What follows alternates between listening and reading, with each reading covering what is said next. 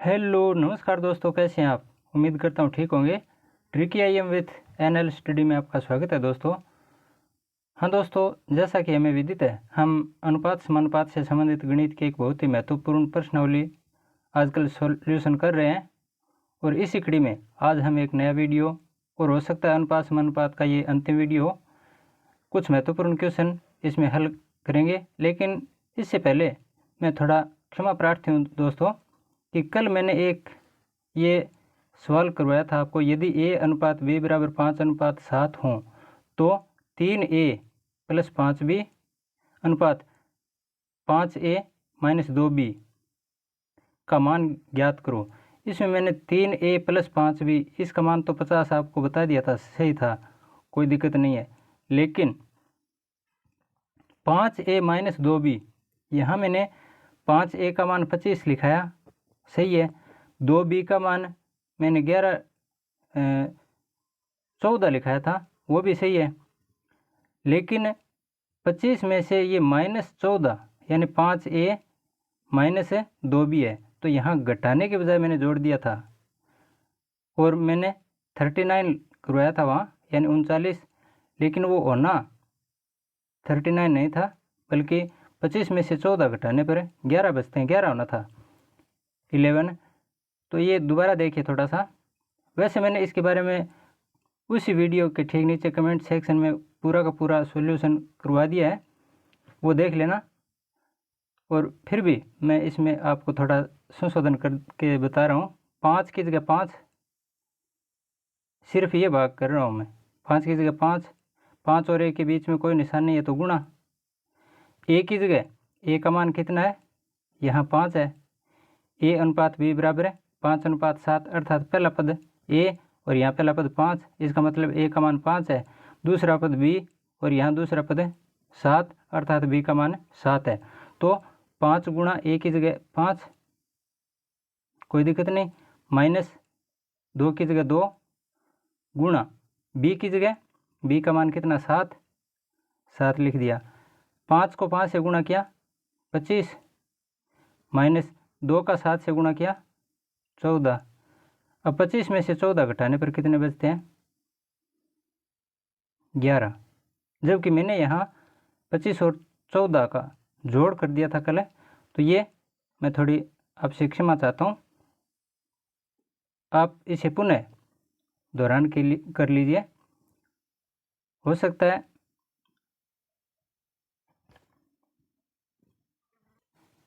इसमें शायद आपने उस इसमें सॉल्यूशन सही हल कर लिया होगा, लेकिन बताना मेरा फर्ज है। तो आप यहाँ 11 माने इसको। चलो अब अगले प्रश्न की तरफ चलते हैं। 3:5 के प्रत्येक पद में क्या जोड़ा जाए ताकि अनुपात 2:3 हो जाए। पहले तो 3:5, ये 3:5 या 3/5 या 3/5 किसी भी रूप में हम लिख सकते हैं। हमने शुरू में चर्चा की थी इसके बारे में, तो मैं इसको 3/5 लिख रहा हूँ। 3/5 या 3:5, कोई दिक्कत नहीं। अब इसमें प्रत्येक पद में क्या जोड़ा जाए, यानी प्रत्येक पद है इसमें ऊपर और नीचे, प्रत्येक पद में क्या जोड़ा जाए, यहाँ हमें जोड़ना है। क्या जोड़ें, तो प्रत्येक पद में कोई मान लो हम कोई चर x या y a b c d जो कुछ भी है हम अपनी तरफ से मान लेते हैं। मान लिया यहाँ x है, प्रत्येक पद में हमने x जोड़ दिया, तो x का जो मान आएगा वही हमारा उत्तर होगा। 3:5 या 3/5 के प्रत्येक पद में क्या जोड़ा जाए, हमने x जोड़ लिया, तब अनुपात क्या बनता है, प्रत्येक पद में x जोड़ने पर अनुपात क्या बनता है, 2:3, यानी 2/3। ये x जोड़ने के बाद में बना है, पहले नहीं था। अब देखो इसमें बीच में बराबर का निशान है और दोनों तरफ है संख्याएं बटा में है, तो क्या होता है, सॉल्यूशन करते समय वज्र गुणन होता है। अगर बीच में बराबर का निशान होता है और दोनों तरफ संख्याएं बटा में होती हैं तो वज्र गुणन की क्रिया होती है, अर्थात तिरछा गुणा। इस क्रिया के द्वारा 3 का गुणा 3 प्लस एक्स से, यानी पूरा कोष्टक है ये, इस पूरे कोष्टक से 3 का गुणा होगा, तो 3 गुणा कोष्टक क्या हमारा 3 प्लस एक्स बराबर 5 प्लस एक्स, इसके साथ किसका गुणा होगा 2 का, 5 प्लस एक्स। अब ब्रैकेट हटाते हैं, कोष्टक हटाने पर 3 का गुणा, कोष्टक के अंदर जितने भी पद हैं उन सभी के साथ अलग अलग गुणा होता है। यहाँ कोष्टक में कितने पद हैं 2, एक तो 3 और एक एक्स। और पदों की संख्या कैसे ज्ञात की जाती है ये दोस्तों हमेशा याद रखना, अगर प्लस माइनस आता है तभी पद चेंज होता है, गुणा और भाग का निशान आने पर पद चेंज नहीं होता है। तो यहाँ प्लस का निशान आया है, तो एक तो पद हो गया प्लस से पहले जो 3 है, एक प्लस के बाद वाला जो एक्स है, तो 3 का पहले तो 3 से गुणा होगा, 3 तिया 9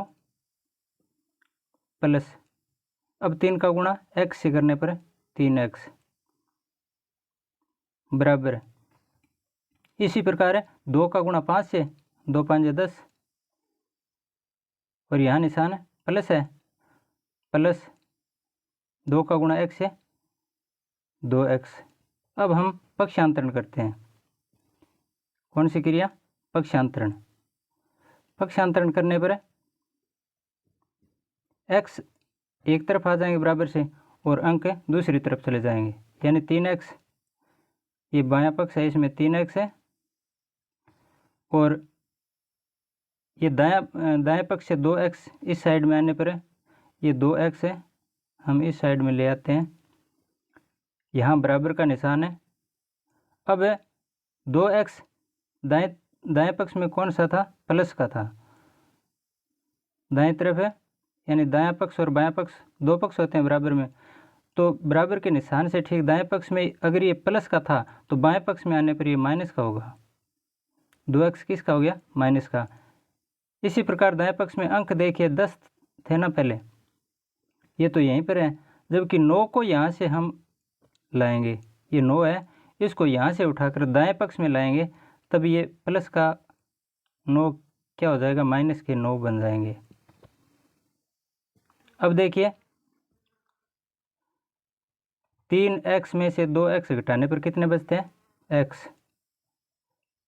3 में से 2 गए 1x, या 1 मत लिखो चाहे 1x है, ये x बराबर कितने आ गए 10 में से 9 घटाओ 1 बच गया, 10 प्लस के हैं 9 माइनस के हैं, तो 10 में से 9 घटाने पर 1, इस प्रकार x का मान क्या आ गया 1, अर्थात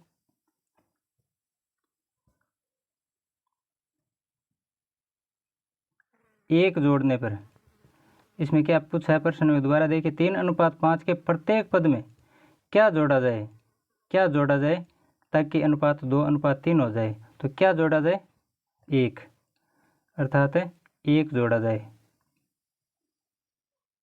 यही उत्तर होगा।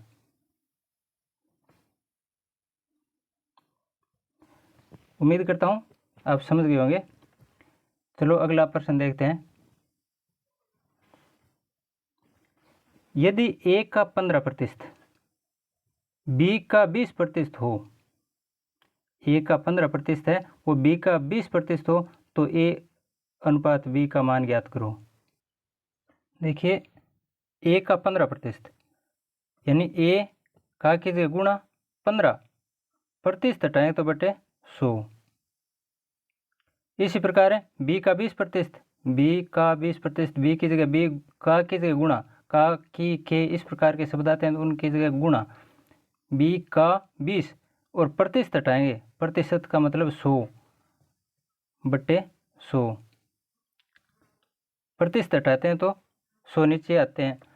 अब a का 15% अर्थात a गुणा 15 बटा 100 और b का 20% अर्थात b गुणा 20 बटा 100, और दोनों बराबर हैं, बीच में बराबर का निशान है। अब गुणा करते हैं, a का 15 से गुणा किया तो 15a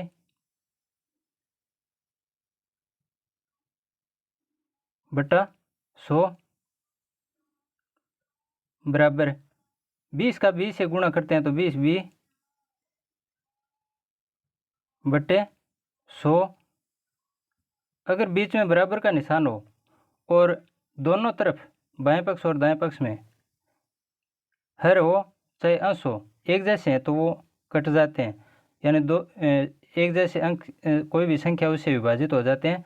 ये दोनों 100 से विभाजित होते हैं तो 100 से 100 कट गया, बचे क्या क्या बचे यहाँ पर 15a बराबर 20b। 15a बराबर 20b बचे हैं।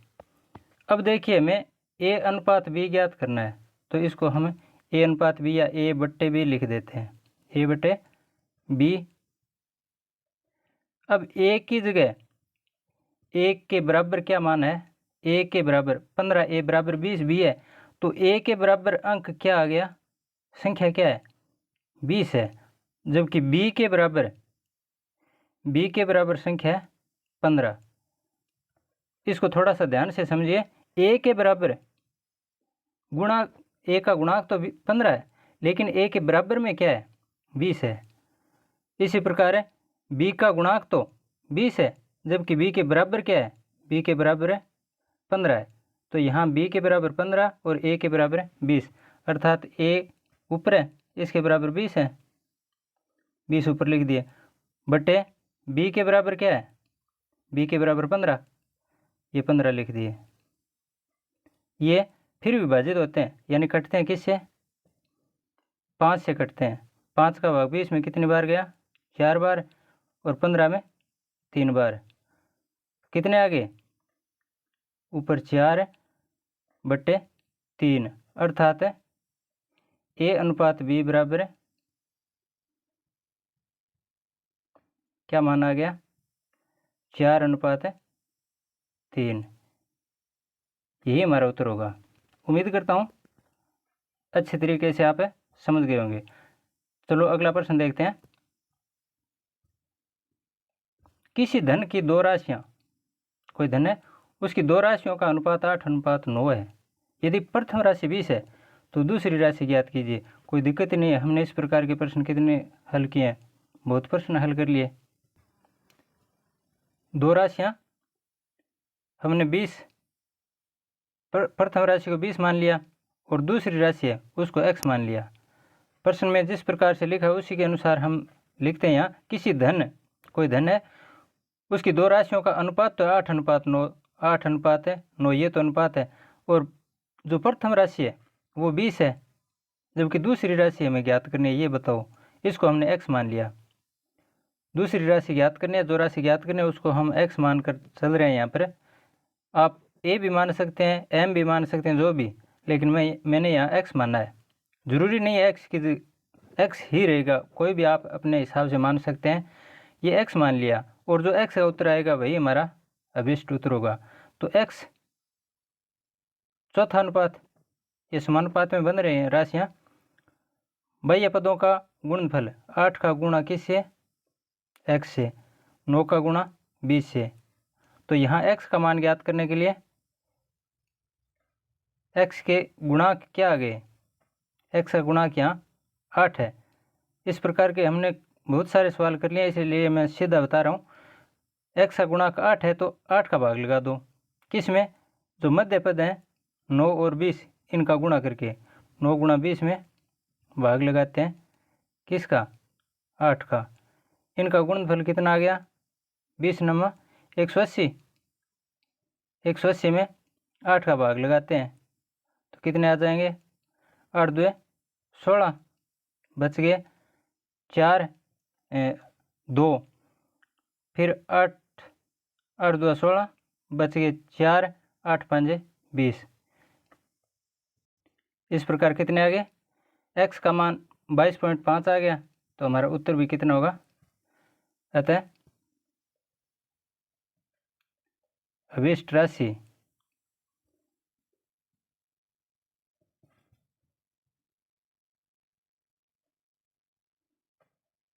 बराबर है 22.5 या 22.5 5 शून्य भी लिख सकते हैं।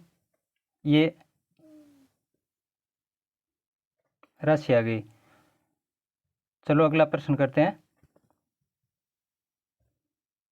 यदि A अनुपात B अनुपात C का अनुपात 2:3:5 हो तो B प्लस C बटे A, C प्लस A बटे B और अनुपात A प्लस B बटा C का मान ज्ञात कीजिए। कितना सरल है दोस्तों। ये अगर आपको लगे कि ये बड़े प्रश्न है तो कठिन होंगे, नहीं, बिल्कुल सरल है। बस आपको थोड़ा सा ये पूछना क्या चाह रहे हैं, किसकी जगह क्या रखना है, इतना आ गया तो इसमें कोई दिक्कत नहीं आएगी। जैसे यहाँ मैं लिख रहा हूँ A बराबर 2, यहाँ देखिए 1 की जगह 2, A बराबर 2, यहाँ पहला मान A है और यहाँ पहला मान 2। B की जगह B बराबर यानी बीच वाली संख्या वो 3 के बराबर है, तो B का मान 3 और C का मान कितना है 5। तो मैंने A की जगह 2 लिख दिया, B की जगह 3, C की जगह 5। ठीक इसी क्रम में जहाँ भी ये कोष्टक है इनमें B आए वहाँ हमें B का मान लिखना है, C आए वहाँ C का मान लिखना है और A की जगह A का मान लिखना है। बस इतना ही करना है। देखिए यहाँ लिखा है B प्लस C बटा A, तो B plus C upon A यानी B प्लस C अंश है और बटा A अनुपात C प्लस A बटा B, तो यहाँ C प्लस A बटा B लिख दिया मैंने। अनुपात है A प्लस B बटा C, A प्लस B बटा C। इतना लिखने के बाद B की जगह B का मान लिखो। इनको हल करेंगे तो B की जगह B का मान 3 है, तो यहाँ 3 प्लस C की जगह C का मान कितना है 5 बटे A का मान 2 अनुपात C की जगह C का मान 5 प्लस A की जगह A का मान 2 बटे B की जगह ये B है, तो B की जगह B का मान कितना है 3 अनुपात A की जगह A का मान 2 प्लस B की जगह B का मान कितना है 3 बटा C का मान कितना है 5। इस प्रकार लिख दिया। यहाँ आगे 3 प्लस 5 कितने हो गए 8, यानी 8 बटे 2 अनुपात 5 और 2 7 बटे 3 अनुपात है ये आ गया 2 प्लस 3 कितने 5, तो 5 बटे 5। ये तो कटते हैं, 2 का 8वें भाग कितने बार जाता है 4 बार। 8 बटे 2 का मतलब ये कट गए 4 से, 2 चौके 8।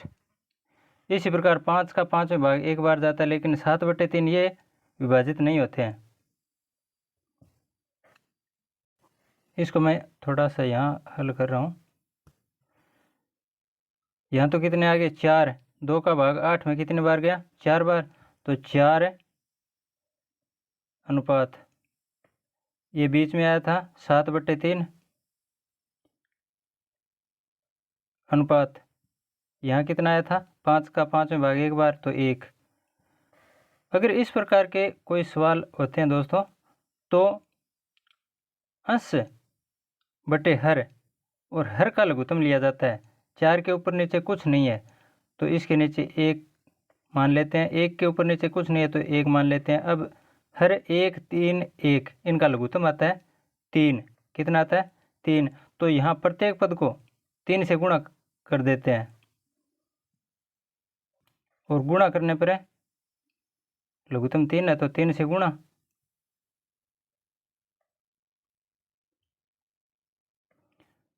अब 3 से गुणा करने पर 4 3 12, यहाँ तो आ गया 12 अनुपात ये 3 से 3 विभाजित हो जाता है, कट गए, यहाँ बच गया 7 अनुपात है 3 में 1 का भाग 3 बार, 3 1 का 3।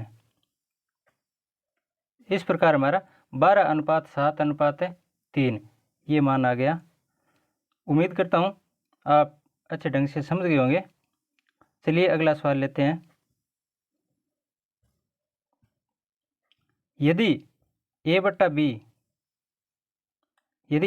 B बराबर है A बटा 2 बराबर है B बटा 3 बराबर C बटा 4 हो तो A plus B plus C बटे सी का मान ज्ञात करो। ये भी देखो कितना सरल सवाल है, बिल्कुल सरल सवाल आते हैं दोस्तों, आप घबराना मत कभी। यहाँ देखिए ए बट्टा 2, इसका मतलब ए का मान 2, ए अनुपात बी अनुपात सी, इस रूप में अगर इनको हम लिखना चाहें तो ए बराबर है 2 अनुपात बी बराबर कितना है, बी बट्टा 3 अर्थात बी का मान 3 है। इसी प्रकार है सी बट्टा 4 अर्थात सी का मान 4 है। बस हो गया सवाल। ए की जगह ए का मान रख दो, बी की जगह बी का मान रख दो, सी की जगह सी का मान रख दो। ज़्यादा समस्या भी नहीं, आपको समय भी नहीं देना। ए प्लस बी प्लस सी यानी तीनों का जोड़ है, ये लिखा है ना, ए प्लस बी प्लस सी तीनों का जोड़ है, तो इन तीनों का जोड़ कर दो, 4 3 7 2 9 बटे सी, सी की जगह कितना है 4, सी की जगह 4 है ना, तो 9 बटा 4, बस उत्तर आ गया। इसको हल करना चाहें तो ए प्लस है बी प्लस है सी बटा सी है, तो यहाँ ए का मान कितना है 2, प्लस की जगह प्लस, बी की जगह बी का मान 3, प्लस सी की जगह सी का मान 4 बट्टा सी की जगह सी का मान लिख दो 4। अब इनका जोड़ 4 3 7 2 9, 9 बट्टा कितने आगे 4, बस यही उत्तर है। बिल्कुल सरल होते हैं, आपको बिल्कुल घबराना नहीं है, आराम से करने हैं बस। अगला प्रश्न देखिए,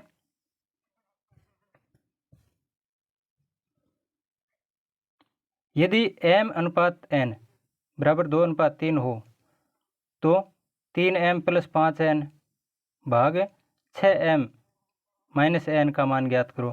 कितने सवाल कर लिए इस प्रकार के हमने, ठीक उसी प्रकार का ये, कोई भी दिक्कत नहीं है। m की जगह m लिख दो, 3m है तो m की जगह 2 आएगा, 2 का 3 से गुणा करने पर 2 3 6, n की जगह कितना है 3, यहाँ 5n है तो 5 का 3 से गुणा कर दो, 5 3 15। इसी प्रकार 6m, तो 6 का m से गुणा, m का मान है 2, 6 2 12, माइनस n की जगह n का मान 3, बस। तो यहाँ लिखित रूप में हम देखें तो 3 की जगह 3 लिखो, बीच में कोई निशान नहीं है 3 और m के बीच में, तो गुणा। अब m की जगह m का मान कितना 2 है, 2 लिख दिया, प्लस ये ध्यान रखना दोस्तों, प्लस का मान है ये पद को चेंज करता है, तो हमें पहले ये गुणा वाले ये हल करने हैं। 5 की जगह 5, 5 और n के बीच में कोई निशान नहीं है तो गुणा, n की जगह n का मान कितना है, n का मान 3 है तो ये 3 लिख दिया। इसी प्रकार 6 की जगह 6 गुणा, m की जगह m का मान कितना है 2, माइनस n की जगह n का मान है 3। ये भाग में लिखा हुआ है, बटे में लिखा हुआ भी आ सकता है।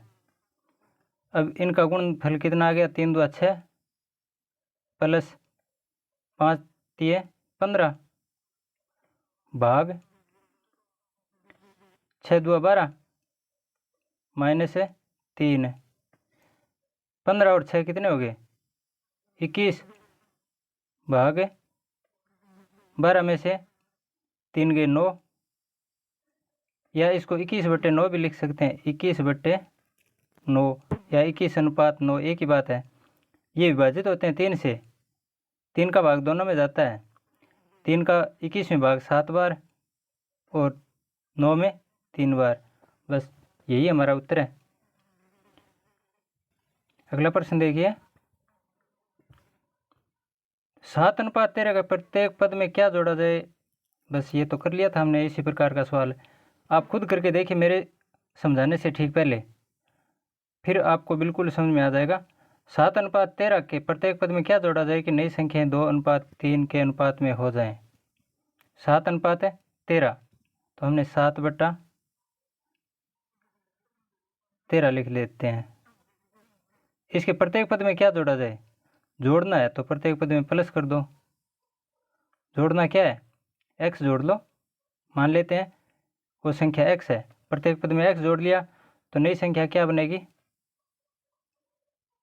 2 अनुपात 3 या 2 बटा 3। 7 प्लस x का गुणा किसके साथ हो जाएगा 3 से, वज्र गुणा करने पर 7 का 3 से गुणा किया 7 ये 21 प्लस x का फिर 3 से गुणा किया 3x बराबर है। अब 2 का गुणा 13 प्लस है x के साथ 13 का 2 से गुणा करने पर 13 2 26 प्लस 2 का x से गुणा किया 2x पक्षांतरण कर दो। पीछे हमने किया था इसी प्रकार का सवाल है। 3x ये बाएं पक्ष में और 2x को ये दाएं पक्ष में है। बराबर के दाईं ओर का भाग होता है वो दायां पक्ष है, बाईं ओर का भाग होता है वो बायां पक्ष। तो 2x जो कि अब दाएं पक्ष में है इसको हम बराबर के ठीक बाएं पक्ष में लाएंगे। बराबर के ठीक बाएं पक्ष में इस साइड में लाएंगे तो ये प्लस का माइनस हो जाएगा। अगर माइनस होता है तो प्लस का हो जाता है। ये यहाँ पर है प्लस का है इसलिए ये बाईं तरफ आने पर माइनस हो जाएगा। माइनस 2x बराबर है ये 26 दाएं पक्ष में थे अब भी दाएं पक्ष में, जबकि 21 है ये पहले बाएं पक्ष में, इसको हम दाएं पक्ष में लाएंगे तो ये माइनस का हो जाएगा माइनस के 21। अब 3x में से 2x घटाइए, 3 में से 2 घटाने पर 1x बच गया बराबर है 26 में से 21 घटाने पर 5। बस यही उत्तर होगा हमारा। प्रत्येक पद में क्या जोड़ा जाए कि वो संख्या 2:3 के अनुपात में आ जाए तो वो 5 जोड़ने हैं। अब हम जांच भी कर सकते हैं अपने उत्तर की, जोड़कर देखिए। 5 जोड़ना है 7:13 है ना, तो 7 में 5 जोड़ो, ये देखो 7:13 ये संख्या थी हमारी। 7 में 5 जोड़ने पर 7 5 12 अनुपात है। 13 में 5 जोड़ने पर 18, 13 5 18। अब ये कटते हैं, दोनों एक संख्या से विभाजित होते हैं। कौन सी संख्या वो 6, तो दोनों में 6 का भाग लगाने पर 6 2 12 अनुपात 6 3 18 अनुपात क्या आ गया 2:3। यही सवाल में लिखा है कि कौन सी संख्या जोड़े ताकि वो अनुपात 2:3 के रूप में नई संख्या लेके आए। तो ये 5 जोड़ने पर हमारा अभीष्ट उत्तर आएगा। इस प्रकार आप जांच भी कर सकते हैं। अगला प्रश्न देखिए,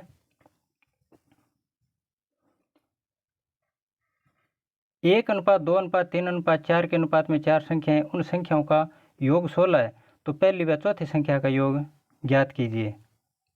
इनमें हम मान लेते हैं कि 1 2 3 4 ये हैं, इनके साथ x लिख देते हैं। तो 1x जैसे 1 है, अनुपात 2 है, अनुपात 3 है, अनुपात 4 है, ये तो अनुपात है। इनमें हमें योग करना है, तो योग करने के लिए हम क्या करेंगे, मान लेते हैं ये संख्या 1x 2x 3x और 4x है। इस प्रकार हम x का मान लेकर इनका मान ज्ञात करेंगे। अब इनका जोड़ संख्या तो ये है, इनका जोड़ पूछा है इसने कि उन संख्याओं का योग, योग का मतलब जोड़, इनका जोड़ यानी प्लस करने पर ये सारी की सारी प्लस करने पर कितनी आती हैं 16 बन जाती हैं। इनका योग 16 है।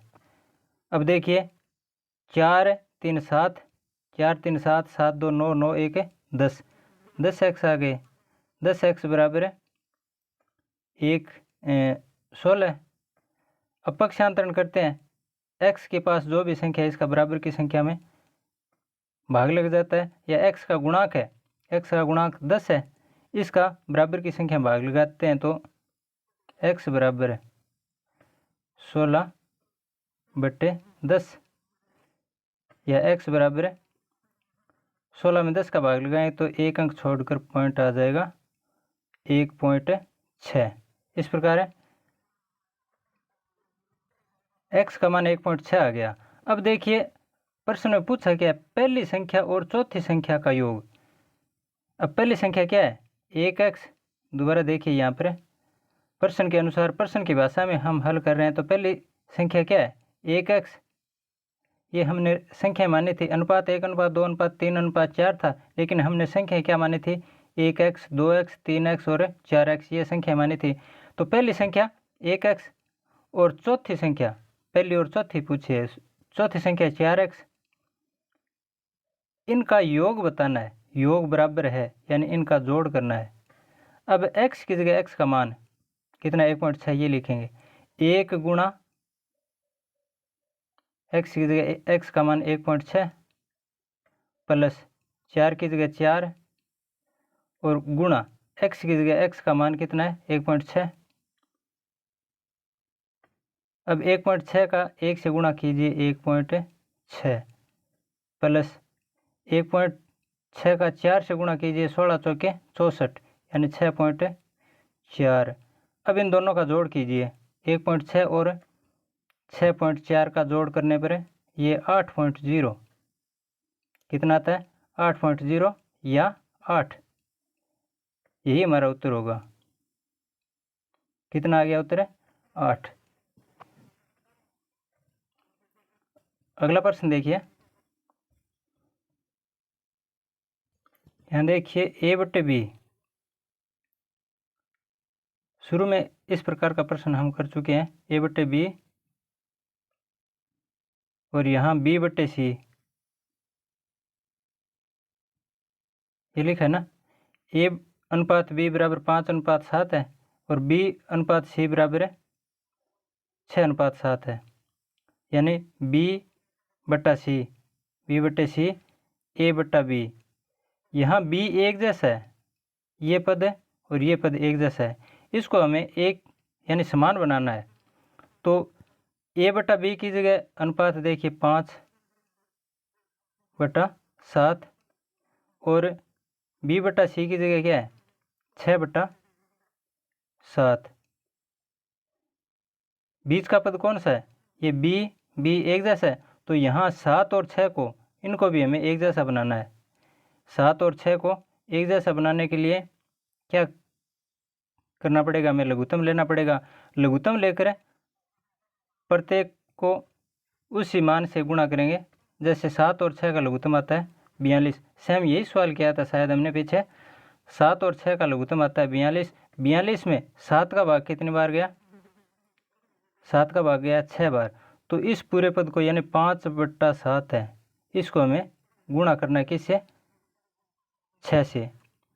ठीक इसी प्रकार 6 का भाग 42 में लगाओ कितनी बार जाता है 7 बार। तो इस पूरे पद को 7 से गुणा करना। समझ गए। इसे दूसरे तरीके से भी समझ सकते हैं, जैसे 5:7 है, एक तो ये आ गया, दूसरा है 6:7, एक ये आ गया। अब हमें 6 और 7 यानी बीच के पद हैं, यहाँ b की जगह 7 आया और यहाँ b की जगह 6 आया। इन दोनों का लघुत्तम 7 और 6 का 42 आता है। 42 में यानी b का मान समान करने के लिए हमें यहाँ 42 लाना है, यहाँ भी 42 लाना है। इसको बराबर करने के लिए 7 का 42 में भाग लो कितनी बार जाता है 7 6 42। तो इस पूरे पद को यानी 5:7 को गुणा करेंगे किससे 6 से, 6 बार भाग गया। इसी प्रकार 6:7, यहाँ 6 का भाग b की जगह 6, तो 6 का 42 में भाग लो कितनी बार गया 7 बार। इसको 7 से गुणा करेंगे तो यहाँ कितना आ गया 6×5 = 30 अनुपात 6×7 = 42 और यहाँ 6×7 = 42 ये बराबर है 6×7 = 42 अनुपात 7×7 = 49। b की जगह हमारा 42 आ गया, दोनों जगह आ गया ना। तो a की जगह 30 अनुपात b की जगह 42 अनुपात c की जगह 49। ये हमारा a/b/c का मान आ गया कितना 30:42:49। ये भी आप शायद समझ गए। चलो लास्ट प्रश्न करते हैं।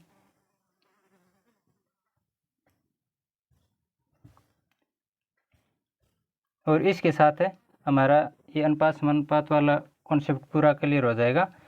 यदि a/b = 2/3 और b/c = 4/5 हो तो a + b/b + c का मान ज्ञात कीजिए। सेम उसी प्रकार के प्रश्न है ये बार बार घुमा फिरा कर वो प्रश्न आ जाते हैं। इसको हम इस तरीके से भी कर सकते हैं, जैसे A/B या A/B का मान है 2:3। फिर दूसरी पंक्ति लीजिए, ये पहली पंक्ति आ गई। दूसरी पंक्ति में B/C या B/C का मान कितना दे रखा है, 4:5। तो B/C, यहाँ एक अलग पंक्ति लेते हैं हमें। B की जगह B का मान 4, B/C का मान कितना है, 5।